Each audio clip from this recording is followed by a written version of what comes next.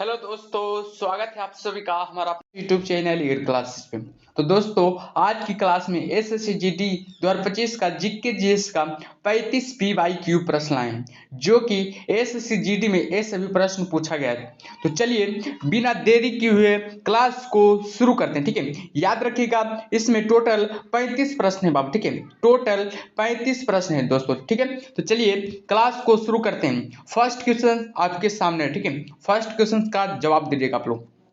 First question क्या करा, सिंधु घाटी सभ्यता के निम्नलिखित में से किस स्थल में पर महास्नानागार की खोज की गई थी। सिंधु घाटी सभ्यता के निम्नलिखित में से किस स्थल पर महास्नानागार की खोज की गई थी। तो बताइए इसका राइट आंसर क्या हुआ। देख लीजिए एसएससी-जीडी 2021 में प्रश्न पूछा गया है। तो बताइए सब लोग इसका राइट आंसर क्या होगा। जो याद रखना है दोस्तों, इसका राइट आंसर हो जाएगा मोहनजोदड़ो पर, ठीक है। मोहनजोदड़ो पर ऑप्शन नंबर बी हमारा एब्सोल्युटली राइट आंसर हो जाएगा, ठीक है। मोहनजोदड़ो का खोज किसने किया था। मोहनजोदड़ो का खोज किसने किया था, तो हमेशा याद रखना बाबू, आर.डी. बनर्जी ने, ठीक है। आर.डी.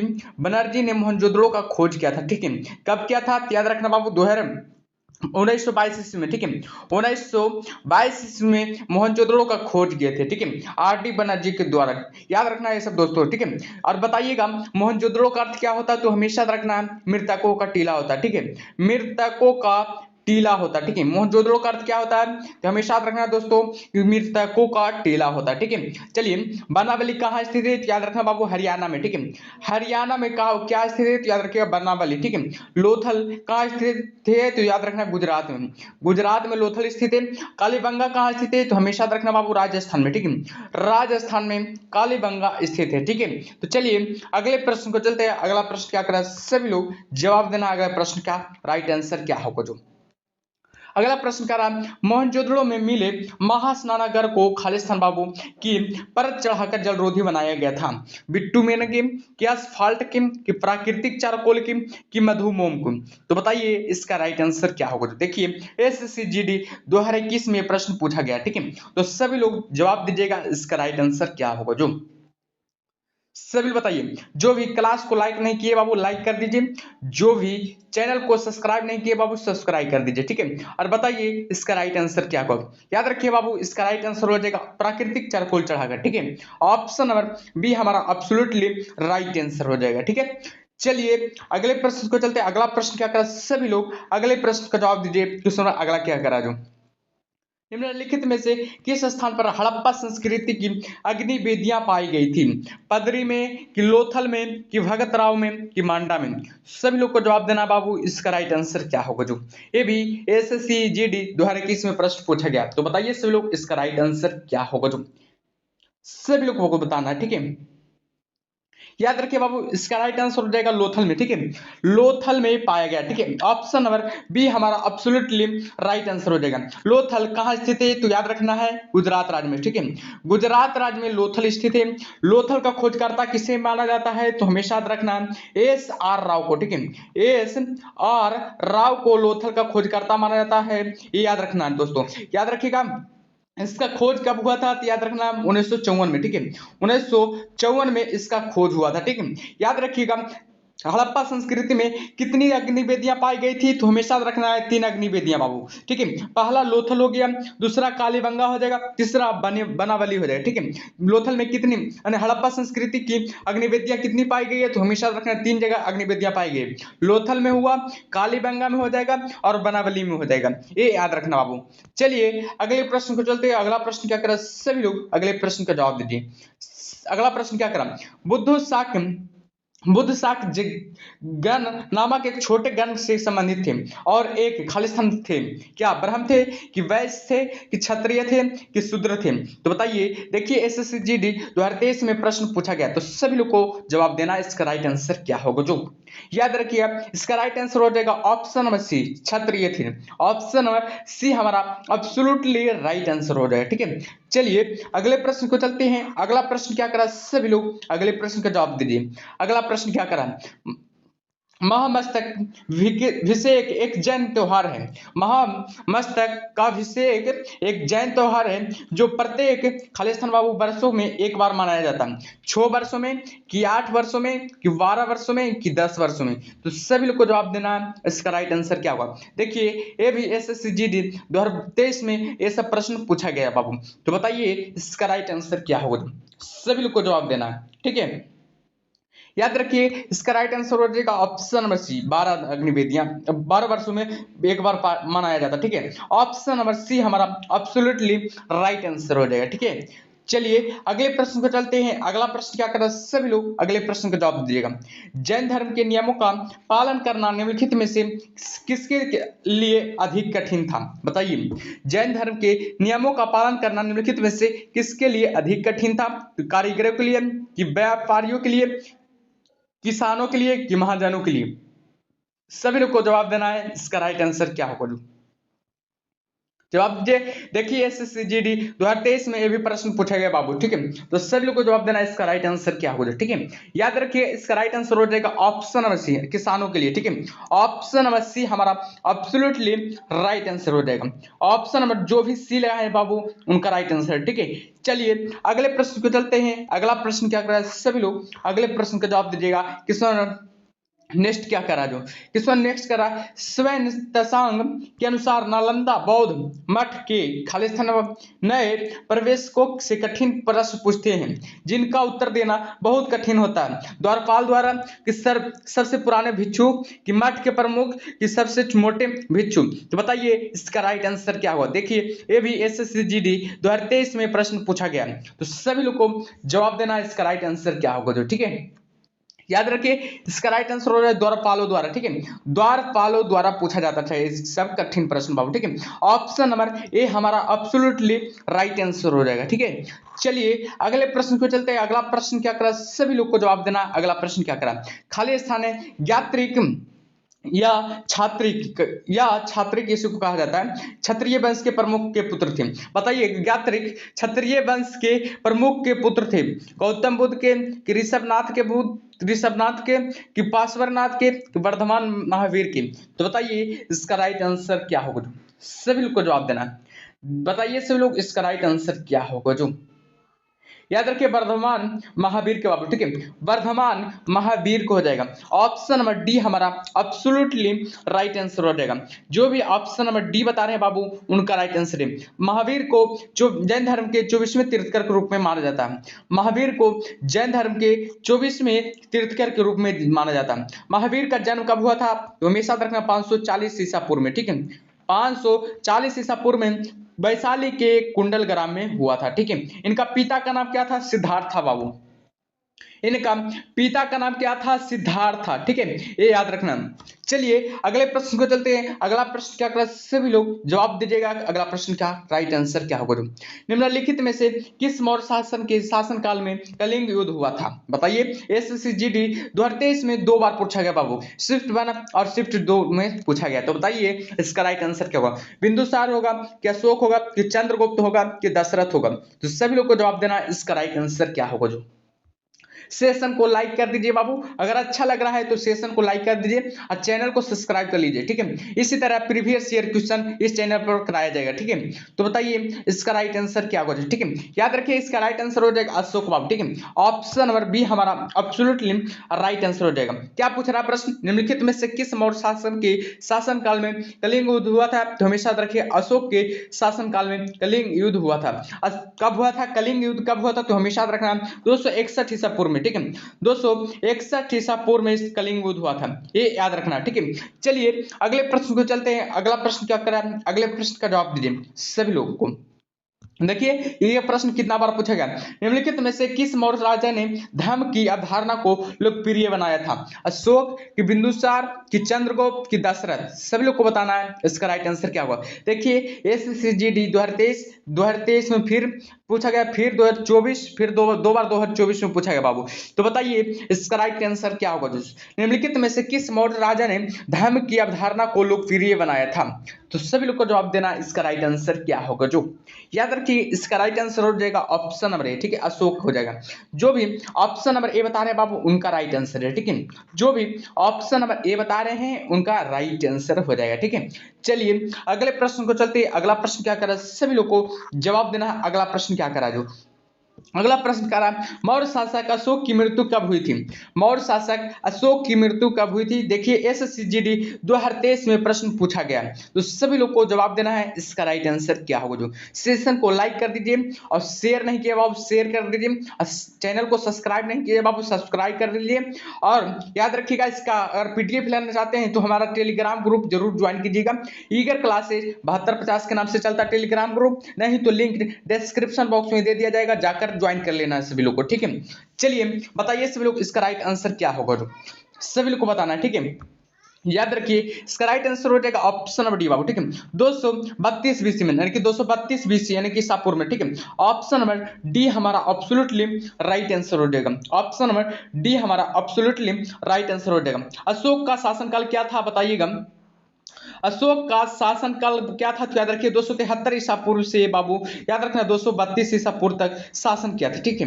273 ईसा पूर्व से 232 ईसा पूर्व तक शासन रहा, ठीक है, याद रखना बाबू। इसकी मृत्यु कब हुआ था, तो याद रखिए 232 BC में, ठीक है, यानी 232 ईसा पूर्व में इनका मृत्यु हो गया था बाबू, ठीक है। चलिए अगले प्रश्न को चलते हैं। अगला प्रश्न क्या करा, सभी लोग को जवाब देना। अगला प्रश्न क्या करा, अगला प्रश्न करा, निम्नलिखित में से किस राजवंश ने मौर्योत्तर काल में रेशम मार्ग को नियंत्रित किया था। रेशंगु होगा कि सातवाहन होगा कि चेर होगा कि कुषाण होगा। देखिए SSCGD 2023 में प्रश्न पूछा गया, तो सभी लोग को जवाब देना है। इसका राइट आंसर क्या होगा। जो सभी लोग जवाब दीजिए, सेशन को लाइक कर दीजिए बाबू, जो भी लाइक नहीं किए जो बताइए सभी लोग इसका राइट आंसर क्या होगा। जो याद रखिए कुषाण वंश हो जाएगा, ठीक है। ऑप्शन नंबर डी हमारा एब्सोल्युटली राइट आंसर हो जाएगा। ऑप्शन नंबर जो भी डी लगाने बाबू उनका राइट आंसर है, ठीक है, कुषाण के काल शासनकाल में, ठीक है। चलिए अगले प्रश्न को चलते। अगला प्रश्न क्या करा, सभी लोग को जवाब देना। अगला प्रश्न का राइट आंसर क्या होगा। जो अगला प्रश्न करा, ध्यान से पढ़ना बाबू फिर जवाब देना, ठीक है। अगला प्रश्न करा, निम्नलिखित में से किस परिस्थिति में भारत में स्वतंत्रता के मौलिक अधिकारों को कम किया गया जाता है। बताइएगा निम्नलिखित में से किस परिस्थिति में भारत में स्वतंत्रता के मौलिक अधिकार को कम किया जाता है। ऑप्शन ए है राज्य का आपातकाल, ऑप्शन बी है महामारी आपातकाल, ऑप्शन सी है राष्ट्रीय आपातकाल, ऑप्शन डी है बाबू वित्तीय आपातकाल। सभी लोग को जवाब देना। इसका राइट आंसर क्या होगा। जो सभी लोग जवाब दीजिए बाबू, इसका राइट आंसर क्या होगा। जो याद रखिए इसका राइट आंसर हो जाएगा राष्ट्रीय आपातकाल हो जाएगा। ऑप्शन नंबर सी हमारा एब्सोल्युटली राइट आंसर हो जाएगा। जो भी ऑप्शन नंबर सी बता रहे हैं उनका राइट आंसर हो जाएगा, ठीक है। चलिए अगले प्रश्न को चलते हैं। अगला प्रश्न क्या कर, सभी लोग जवाब दीजिएगा। अगला प्रश्न का राइट आंसर क्या होगा। जो अगला प्रश्न कह रहा है कि निम्नलिखित में से कौन सा अधिकार उपभोक्ता संरक्षण से संबंधित नहीं है। बताइएगा निम्नलिखित में से कौन सा अधिकार है जो उपभोक्ता संरक्षण से संबंधित नहीं है। तो जवाब देना सभी लोग को। इसका राइट आंसर क्या होगा। जो बहुत ही इंपॉर्टेंट प्रश्न है बाबू, ये सभी को प्रीवियस ईयर जरूर अटेंड कीजिए, ठीक है। प्रीवियस ईयर जरूर लगाना है, क्योंकि प्रीवियस ईयर क्वेश्चन रिपीट होता है, यानी कि बार बार रिपीट होता है ऐसा प्रश्न बाबू, ठीक है। तो प्रीवियस ईयर क्वेश्चन जरूर लगाना सभी लोग को, ठीक है। तो बताइए इसका राइट आंसर क्या होगा। जो याद रखना इसका राइट आंसर हो जाएगा समानता का अधिकार बाबू, ठीक है। ऑप्शन नंबर बी हमारा एब्सोल्युटली राइट आंसर हो जाएगा। जो भी ऑप्शन नंबर बी बता रहे हैं उनका राइट आंसर हो जाएगा, ठीक है। चलिए अगले प्रश्न को चलते। अगला प्रश्न क्या करा, सभी लोग को जवाब देना। अगला प्रश्न क्या करा, जो सभी लोग जवाब दीजिए। अगला प्रश्न का राइट आंसर क्या होगा। किसी भी परिसंकट में नियोजन में काम करने के लिए 14 वर्ष से कम उम्र के बच्चों का निषेध भारतीय संविधान के किस अनुच्छेद में वर्णित है। तो बताइए अनुच्छेद 22 में होगा कि अनुच्छेद 25 में होगा कि अनुच्छेद 24 में होगा कि अनुच्छेद 23 में होगा। तो सभी लोग को जवाब देना है। इसका राइट आंसर क्या होगा। देखिए SSCGD 2019 में भी पूछा है, SSCGD 2024 में भी प्रश्न पूछा है, तो सभी लोग को जवाब देना है। इसका राइट आंसर क्या होगा। ठीक है, तो बताइए इसका राइट आंसर हो जाएगा ऑप्शन नंबर सी बाबू, ठीक है, अनुच्छेद 24 में, ठीक है। ऑप्शन नंबर सी हमारा एब्सोल्युटली राइट आंसर हो जाएगा, ठीक है। चलिए अगले प्रश्न को चलते बाबू। अगला प्रश्न क्या कर रहा है, सभी लोग को जवाब देना। अगला प्रश्न का राइट आंसर क्या होगा। जो अगला प्रश्न क्या रहा है, कि निम्नलिखित में से कौन सा देश भारत का पड़ोसी देश नहीं है? बताइएगा, निम्नलिखित में से भारत का कौन सा देश है जो कि पड़ोसी देश नहीं है? नेपाल होगा कि भूटान होगा कि जापान होगा कि म्यांमार होगा? तो सभी लोग को जवाब देना है। इसका राइट आंसर क्या होगा? जो याद रखिए, एसएससी जीडी 2025-24 में ये प्रश्न पूछा गया। एसएससी जीडी 2024 में ये प्रश्न पूछा गया, तो सभी लोग को जवाब देना, ठीक है। निम्नलिखित में से कौन सा देश भारत का पड़ोसी देश नहीं है? तो सभी लोग जवाब दीजिए, इसका राइट आंसर क्या होगा? याद रखिए बाबू, इसका राइट आंसर हो जाएगा जापान एक भारत का पड़ोसी देश नहीं है, ठीक है। ऑप्शन नंबर सी हमारा एब्सोल्युटली राइट आंसर हो जाएगा। भारत के साथ कितने देश सीमा लगाती है? तो हमेशा याद रखना 9 देश बाबू, ठीक है। भारत के साथ कितने देश सीमा लगाती है? तो हमेशा याद रखना 9 देश, यानी कि कौन कौन होता है? 7 देश बाबू स्थलीय सीमा लगाता है, 2 देश बाबू याद रखना 2 देश है जो कि समुद्री सीमा लगाता है। 2 देश में कौन कौन है जो समुद्री सीमा लगाता है? तो हमेशा याद रखना श्रीलंका एक हो गया, श्रीलंका हो गया पहला, और तो याद रखना दूसरा कौन हो जाएगा? म्यांमार बाबू, ठीक है। म्यांमार हो जाएगा, म्यांमार दूसरा लगाता है, ठीक है, ये याद रखना है। चलिए अगले प्रश्न को चलते हैं बाबू। अगला प्रश्न क्या कर रहा है? सभी लोग को जवाब देना। अगला प्रश्न का राइट आंसर क्या होगा? भारत अपनी भूमि सीमाएं खाली स्थान बाबू देशों के साथ साझा करता है। कितने देशों के साथ साझा करता है बताइएगा? भारत अपनी भूमि सीमाएं कितने देशों के साथ साझा करता है? तो हमेशा रखना है 7 देशों के साथ साझा करता है, ठीक है। ऑप्शन नंबर ए हमारा एब्सोल्युटली राइट आंसर हो जाएगा। जो भी ऑप्शन नंबर ए बता रहे हैं बाबू उनका राइट आंसर हो जाएगा, ठीक है। ये याद रखना। याद रखिए, टोटल पूछा जाए कि भारत अपनी कितने सीमाएं साझा करती है देशों के साथ? याद रखिए 9 देश, 9 सीमाएं साझा करती है, ठीक है। 2 हैं जो कि समुद्री सीमा साझा करते हैं, 2 देश के साथ समुद्री सीमा साझा करते हैं। वो कौन कौन हो गया? श्रीलंका और मालदीव हो गया, ठीक है। याद रखिए श्रीलंका और मालदीव हो गया, ये याद रखना है। चलिए अगले प्रश्न को चलते हैं बाबू। अगला प्रश्न क्या कर रहा है? सभी लोग अगले प्रश्न का जवाब दीजिएगा। अगला क्वेश्चन का राइट आंसर क्या होगा? अगला क्वेश्चन का राइट कि भारत की निम्नलिखित में से किस देश के साथ खुली सीमा है? बताइएगा, भारत के निम्नलिखित में से किस देश के साथ खुली सीमा है? म्यांमार होगा कि चीन होगा कि नेपाल होगा कि पाकिस्तान होगा? देखिए एसएससी जीडी 2024 में प्रश्न आया है, तो सभी लोग को जवाब देना। इसका राइट आंसर क्या होगा? जो याद रखिए नेपाल के साथ बाबू, ठीक है। ऑप्शन नंबर सी हमारा एब्सोल्युटली राइट आंसर हो जाएगा। जो भी ऑप्शन नंबर सी बता रहे हैं बाबू उनका राइट आंसर है, ठीक है। चलिए अगले प्रश्न को चलते हैं। अगला प्रश्न क्या कर रहा है? सब लोग जवाब दीजिए। अगला प्रश्न कर रहा है निम्नलिखित में से कौन सी पहाड़ियां आंध्र प्रदेश में स्थित है? निम्नलिखित में से कौन सी पहाड़ियां हैं जो कि आंध्र प्रदेश में स्थित है? तो सभी लोग को बताना है इसका राइट आंसर क्या होगा? जो बताइए सभी लोग, इसका राइट आंसर क्या होगा? जो याद रखिए बाबू, इसका राइट आंसर हो जाएगा पालकोंडा की पहाड़ियां। ऑप्शन नंबर ये हमारा एब्सोल्युटली राइट आंसर हो जाएगा, पालकोंडा की पहाड़ियां हो जाएगा। ऑप्शन नंबर जो भी ये बता रहे हैं बाबू उनका राइट आंसर है, ठीक है। अन्नामलाई की पहाड़ियां कहाँ स्थित है? तो सभी लोग को बताना बाबू केरल और तमिलनाडु में, ठीक है। केरल और तमिलनाडु में ये स्थित है अन्नामलाई की पहाड़ियां, ठीक है। केरल और तमिलनाडु हो जाएगा। महाबलेश्वर की पहाड़ियां कहाँ स्थित है? महाबलेश्वर की पहाड़ियां कहाँ स्थित है? तो आप लोग को बताना है कि महाबलेश्वर की पहाड़ियां कहाँ स्थित है। तो याद रखिए महाराष्ट्र में बाबू, ठीक है। महाराष्ट्र में है महाबलेश्वर की पहाड़ियां स्थित। नीलगिरी की पहाड़ियां कहाँ स्थित है? तो हमेशा याद रखना है नीलगिरी की पहाड़ियां केरल और तमिलनाडु में ही स्थित है, ठीक है। केरल और तमिलनाडु में ही नीलगिरी की पहाड़ियां स्थित है, ठीक है। चलिए अगले प्रश्न को चलते हैं। अगला प्रश्न क्या कर सभी लोग जवाब दीजिए। अगला प्रश्न का राइट आंसर क्या होगा? जो अगला प्रश्न का नाम दिलवाड़ा और जरगा पर्वत चोटियां निम्नलिखित में से किस राज्य में स्थित है? दिलवाड़ा और जरगा पर्वत चोटियां निम्नलिखित में से किस राज्य में स्थित है? मध्य प्रदेश होगा कि गुजरात होगा कि राजस्थान होगा कि हरियाणा होगा? तो सब लोग को जवाब देना इसका राइट आंसर क्या होगा? तो याद रखिए बाबू, इसका राइट आंसर हो जाएगा ऑप्शन नंबर सी, ठीक है। राजस्थान में स्थित है। दिलवाड़ा और जरगा पर्वत चोटियां निम्नलिखित में से किस राज्य में स्थित है? याद रखिए राजस्थान में स्थित है, ठीक है। दिलवाड़ा पहले कहां स्थित है? याद रखिए राजस्थान के बाबू कहां स्थित है, किस जिले में स्थित है? राजस्थान के किस जिले में स्थित है दिलवाड़ा? याद रखिए बाबू सिरोही में, सिरोही में है दिलवाड़ा स्थित है बाबू। लेकिन जारगा पूछा जाए तो जारगा कहां स्थित है? याद रखिए राजस्थान के उदयपुर जिला में, ठीक है। राजस्थान के उदयपुर जिला में स्थित है, ठीक है। याद रखिए दिलवाड़ा का ऊंचाई कितना है? तो हमेशा याद रखना है दिलवाड़ा पर्वत की ऊंचाई कितना होता है कि इसका शिखर का ऊंचाई कितना होता है? तो हमेशा याद रखिए 1442 मीटर, ठीक है। 1442 मीटर है इसका ऊंचाई बाबू। और पूछा जाए दिलवाड़ा का, जरगा का पर्वत का, जरगा पर्वत का पूछा जाए तो 1431 मीटर हो जाएगा, ठीक है। 1431 मीटर इसका ऊंचाई हो जाएगा, ठीक है। ये याद रखना। चलिए अगले प्रश्न को चलते बाबू। अगला प्रश्न क्या करे सब लोग जवाब दीजिए। अगला प्रश्न करा निम्नलिखित में से किस राज्य में ओबार पहाड़ियां स्थित है? निम्नलिखित में से किस राज्य में अबोर पहाड़ियां स्थित है? पश्चिम बंगाल होगा कि असम होगा कि सिक्किम होगा कि अरुणाचल प्रदेश होगा। तो सभी लोग को बताना है इसका राइट आंसर क्या होगा। जो याद रखिए बाबू, इसका राइट आंसर हो जाएगा ऑप्शन नंबर डी, ठीक है, अरुणाचल प्रदेश में, ठीक है। अब और पहाड़ियां कहाँ स्थित है, हमेशा याद रखना अरुणाचल प्रदेश में स्थित है। ऑप्शन नंबर डी हमारा एब्सोल्युटली राइट आंसर हो जाएगा, ठीक है। चलिए अगले प्रश्न को चलते हैं बाबू। अगला प्रश्न क्या कर रहा है, सभी लोग अगले प्रश्न का जवाब दीजिए। माउंट सिनिओलुच भारत के किस राज्य में स्थित है, बताइएगा। माउंट सिनिओलुच भारत के किस राज्य में स्थित है, आंध्र प्रदेश होगा कि नागालैंड होगा कि सिक्किम होगा कि हिमाचल प्रदेश होगा। तो सभी लोग को जवाब देना है इसका राइट आंसर क्या होगा। बहुत ही इंपॉर्टेंट प्रश्न है बाबू, ठीक है। बताइए सब लोग इसका राइट आंसर क्या होगा। याद रखिए बाबू, सिक्किम राज्य में स्थित है, ठीक है। ऑप्शन नंबर सी हमारा एब्सोल्युटली राइट आंसर हो जाएगा। माउंट सिनिओलुच की ऊंचाई कितना है, बताइएगा। माउंट सिनिओलुच की ऊंचाई कितना है, तो हमेशा याद रखना है 6888 मीटर, ठीक है। 6888 मीटर ये ऊंचा है बाबू, ठीक है, याद रखें। 6888 मीटर कितना है, ऊंचा है बाबू, ठीक है, याद रखना। चलिए अगले प्रश्न पे चलते हैं बाबू। अगला प्रश्न क्या कर रहा है, सभी लोग को जवाब देना है। अगला प्रश्न का राइट आंसर क्या होगा। उत्तर प्रदेश के किस देश के साथ अपनी अंतरराष्ट्रीय सीमा साझा करता है, बताइएगा। उत्तर प्रदेश किस देश के साथ अपना अंतरराष्ट्रीय सीमा साझा करता है। बहुत ही इंपॉर्टेंट प्रश्न है एग्जाम को अकॉर्डिंग बाबू। तो बताइए इसका राइट आंसर क्या होगा।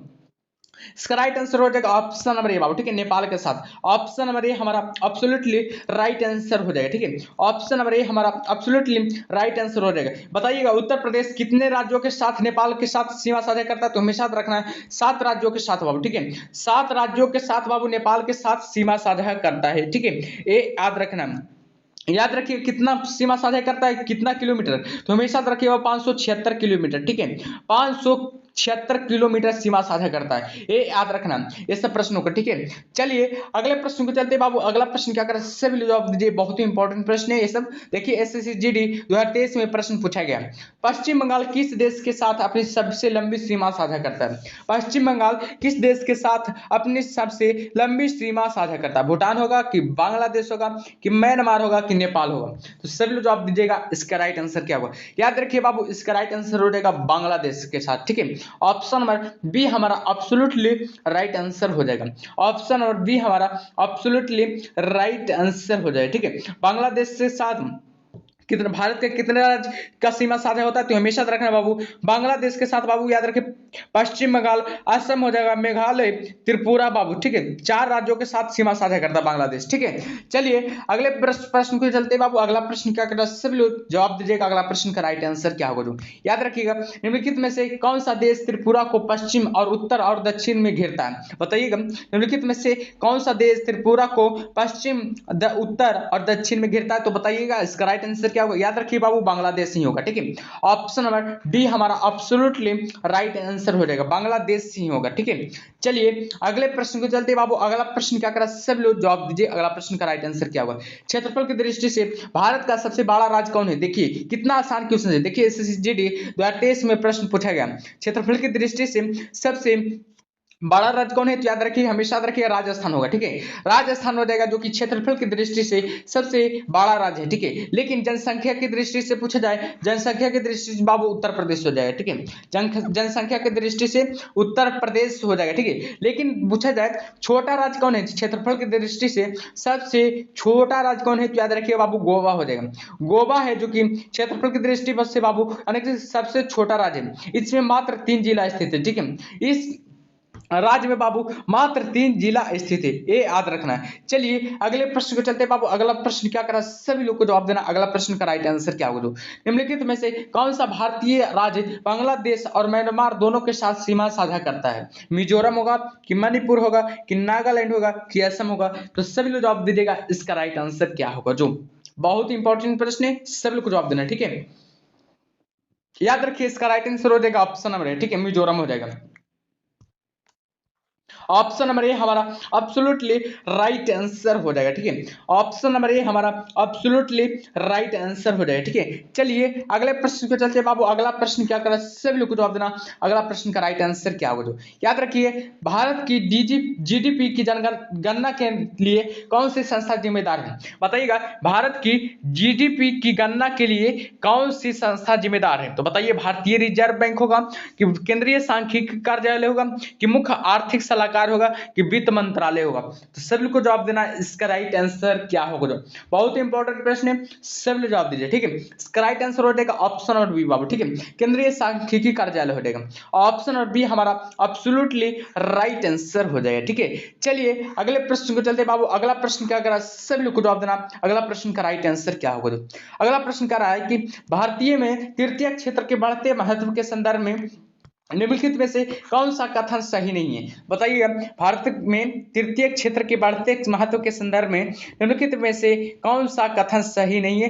तो बताइए इसका राइट आंसर क्या होगा? याद रखिए बाबू, इसका राइट आंसर हो जाएगा ऑप्शन नंबर डी, ठीक है, ग्रामीण क्षेत्रों में राजनीतिक जागरूकता का विकास होना, ठीक है। ऑप्शन नंबर डी हमारा एब्सोल्युटली राइट आंसर हो जाएगा, ठीक है।